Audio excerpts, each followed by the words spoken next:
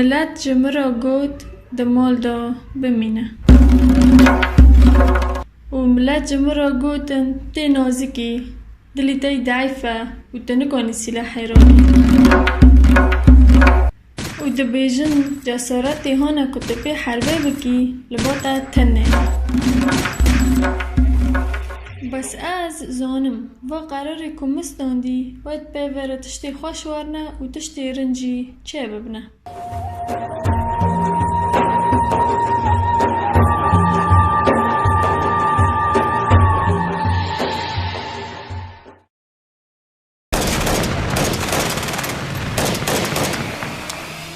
نساء يقاتلن دفاعاً عن الذات والحياة والأرض، فصنعنا صوراً لا تمر بها العين هكذا. إنها وحدات حماية المرأة الكردية المسماة بياباجي، حيث تشكل النساء 35% من مجمل وحدات الحماية الشعبية. تأسست عام 2012 وتضم الآلاف من المقاتلات الكرديات، وهن متطوعات يقاتلن بدون أجر.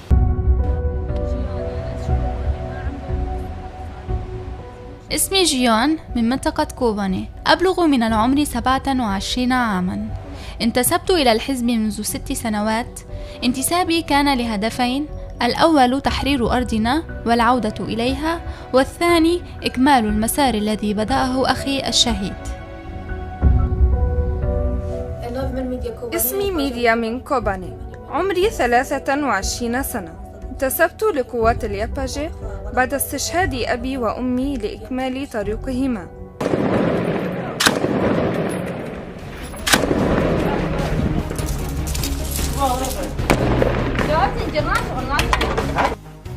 إن قوات حماية المرأة ليست حكراً على الكرد فقط، وإنما تضم جنسيات أخرى أيضاً منها العرب. اسمي عزادي حمص من حمص.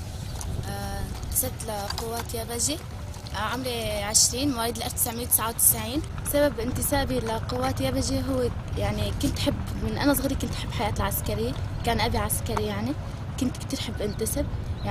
بعد ما ظهر قوات سوريا الديمقراطية قوات ياباجي انتسبت إلهم. هدفي انضمام إني أحرر كل امرأة مظلومة في المجتمع، وأعرف كل امرأة على حريتها وعلى فكرها وعلى ذاتها.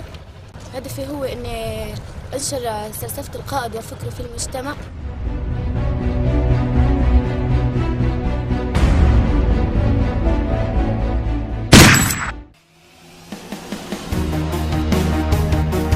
تخبرنا جيان أن خريطة النفوذ السورية شهدت تغيراً كبيراً في موازين القوى.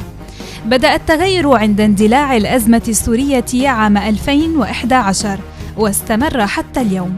كان للقوات الكردية دور هام على هذا الصعيد، إذ تسيطر قوات سوريا الديمقراطية على نحو ربع مساحة البلاد شرق الفرات، منها القامشلي، الحسكة، الرقة، وتضم هذه المناطق أبرز حقول النفط والغاز.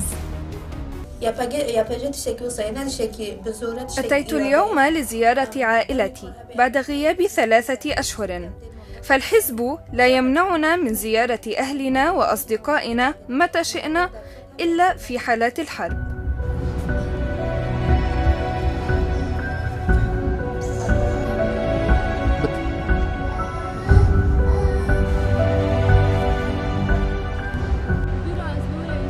منذ 2 تعرضت لإصابة في قدمي اليسرى، انتقلت إثرها إلى كوباني لتلقي العلاج، واليوم أنا في بيروت أقضي فترة نقاهة تمكنني من العودة بكامل طاقتي.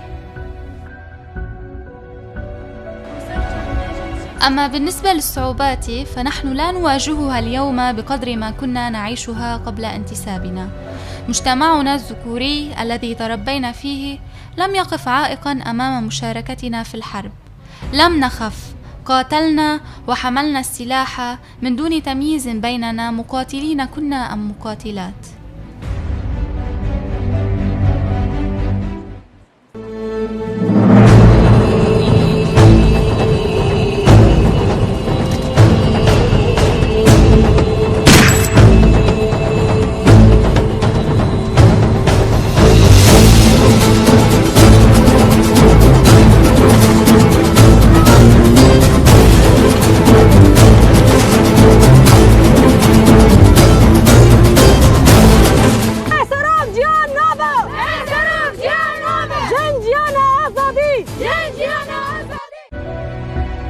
تتراوح أعمار المقاتلات هنا بين 18 و40 سنة، وتخضع جميعهن للتدريب بشقيه الفكري والعسكري. أول ما انتسبت لقوات يابجة تلقيت تدريب مقاتل جداد، بالتدريب أخذنا فكري سياسي وعسكري. كل 6 أشهر في عنا تدريب، ناخذ عن فكر القائد أكثر، نتوسع فكر القائد والسياسي أكثر، ناخذ تدريب عسكري كمان.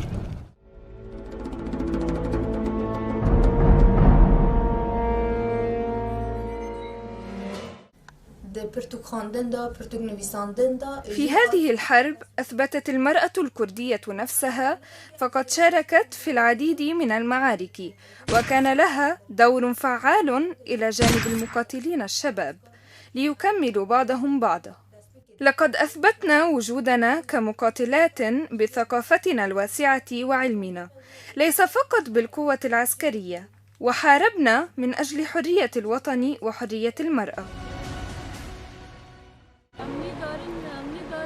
لا نشارك في القتال إلا بعد الانتهاء من التدريب الفكري والعسكري، إذ نتلقى دروساً فكرية وأيديولوجية، ويتم إعدادنا نفسياً وبدنياً للتعامل مع مختلف الظروف، كما نتدرب على استعمال مختلف أنواع الأسلحة.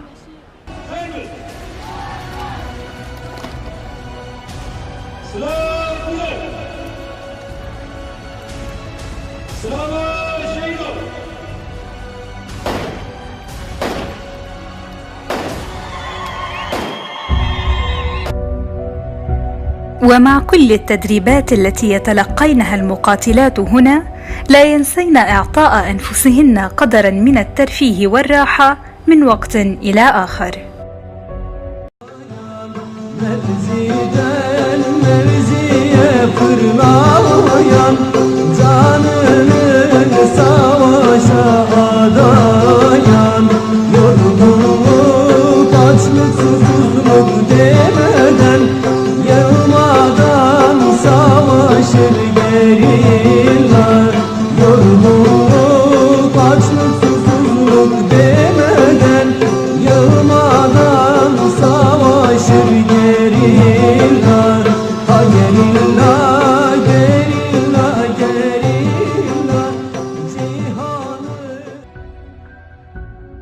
أما بالنسبة للتفاصيل الحياتية للمقاتلات، تثير مسألة منع الزواج كثيرا من الفضول. يسألوننا لماذا نمنع من الزواج عند انضمامنا للحزب. المسألة ليست منعا وحرمانا، هي فقط تتعلق بالمسؤوليات الكبيرة للزواج التي تمنعنا من إتمام مهامنا كمقاتلات.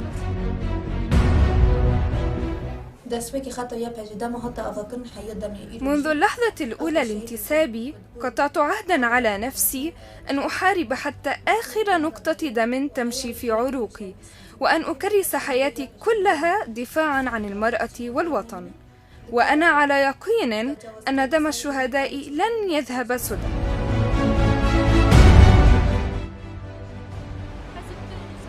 على الرغم من أننا نقضي معظم وقتنا في المعارك، إلا أن هذا الأمر لا يمنعنا من الاهتمام بأنفسنا. ففي أوقات فراغي أسرح شعر صديقتي وهي تبادلني الأمر نفسه: الالتحاق بالحزب لا يلغي أبدا أنوثتنا.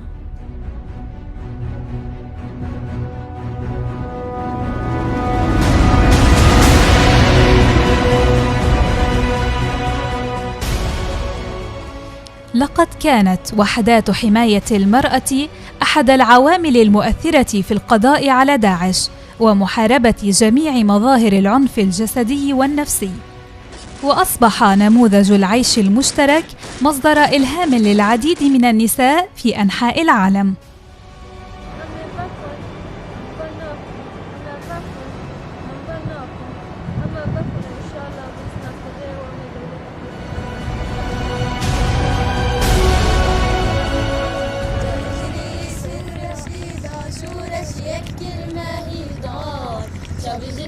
سرفراز و بازادی که دار دهمي ورا جند الكار وأبين وخيبات بايجني ما كردالي رجابادي والار دهمي ورا جند الكار وأبين وخيبات بايجني ما كردالي رجابادي والار دهمي ورا جند الكار وأبين وخيبات دهمي ورا جند الكار وأبين وخيبات دهمي شورش الدين مريضا شامجني سرفرازي بازادي ركضا دهمي شورش الدين مريضا شامجني